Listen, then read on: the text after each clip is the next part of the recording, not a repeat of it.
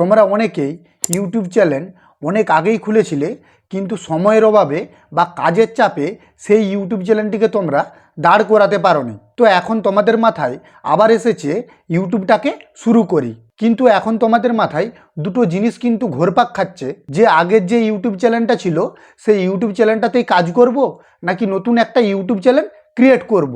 কারণ তোমাদের যে আগের ইউটিউব চ্যানেলটা ছিল সেই ইউটিউব চ্যানেলটার মধ্যে তোমরা কিন্তু অনেকটাই সাবস্ক্রাইবার পেয়ে গিয়েছিলে।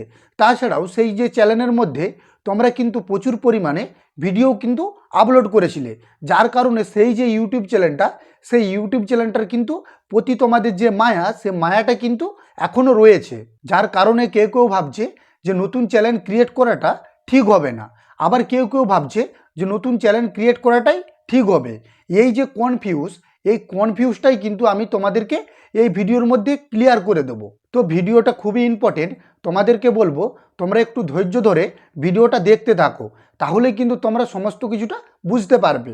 তো তোমরা দেখছো বাংলা টিপস চ্যানেলের ভিডিও, আমি জগদীশ। তোমরা যদি এখন এই চ্যানেলটিকে সাবস্ক্রাইব করে না রাখো, তাহলে এখন এই চ্যানেলটিকে সাবস্ক্রাইব করে পাশে থাকো। তো চলো ভিডিওটা কিন্তু শুরু করা যাক।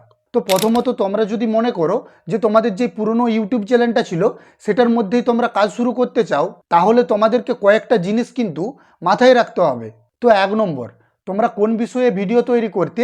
তোমরা যদি এভারগ্রিন ভিডিও তৈরি করতে, যেমন ধরো সার্চেবল কন্টেন্ট বা হাউ টু কন্টেন্ট, সেটা হলো তোমরা কিভাবে ফেসবুকের মধ্যে পেজ তৈরি করবে বা ইউটিউবের মধ্যে কিভাবে চ্যানেল ক্রিয়েট করবে। তো এই যে সকল ভিডিওগুলি রয়েছে সার্চ করলে ইউটিউবের মধ্যে পাওয়া যায়, এই রকম যদি তোমরা ভিডিও তৈরি করতে, সেই ক্ষেত্রে কিন্তু তোমাদের যে পুরনো ইউটিউব চ্যানেলটা, সে পুরনো ইউটিউব চ্যানেলে কিন্তু তোমরা কাজ শুরু করতে পারবে। কারণ এগুলো সার্চেবল কন্টেন্ট, মানুষ কিন্তু এই যে কন্টেন্টগুলো রয়েছে এই কন্টেন্ট কিন্তু তারা সার্চ করে। তো তোমরা যদি কমেডি বা ব্লগিং বা এই রকম চ্যানেলে যদি তোমরা কাজ করতে, সেই ক্ষেত্রে কিন্তু সেই সকল যে চ্যানেলগুলি রয়েছে এই চ্যানেলগুলোতে কিন্তু ভিউজ আসা পুরোপুরি বন্ধ হয়ে যাবে, আর চ্যানেলটা কিন্তু ফ্রিজ হয়ে যাবে। এভারগ্রিন যেই সকল চ্যানেলগুলি রয়েছে সেই চ্যানেলগুলি কিন্তু অ্যাক্টিভ থাকবে, আর বাকি চ্যানেলগুলো কিন্তু ফ্রিজ হয়ে যাবে। তো তোমাদেরকে সবার প্রথমে এটা জানতে হবে যে তোমাদের যে পুরনো চ্যানেলটা সেটা কোন ক্যাটাগরিতে ছিল।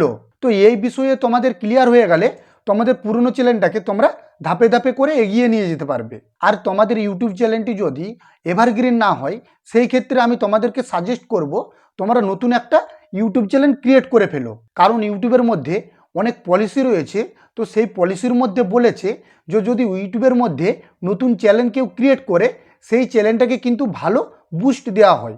কারণ ইউটিউবও চাই তাদের ইউটিউব প্ল্যাটফর্মে নতুন ক্রিয়েটর আসুক, এটা কিন্তু তাদের খুবই একটা ভালো ব্যাপার। তাই তোমাদেরকে বলবো তোমাদের পুরনো ইউটিউব চ্যানেলটা যদি এভারগ্রিন ক্যাটাগরিতে না আসে, সেই ক্ষেত্রে কিন্তু নতুন একটা চ্যানেল ক্রিয়েট করে ফেলাই বুদ্ধিমানের কাজ হবে।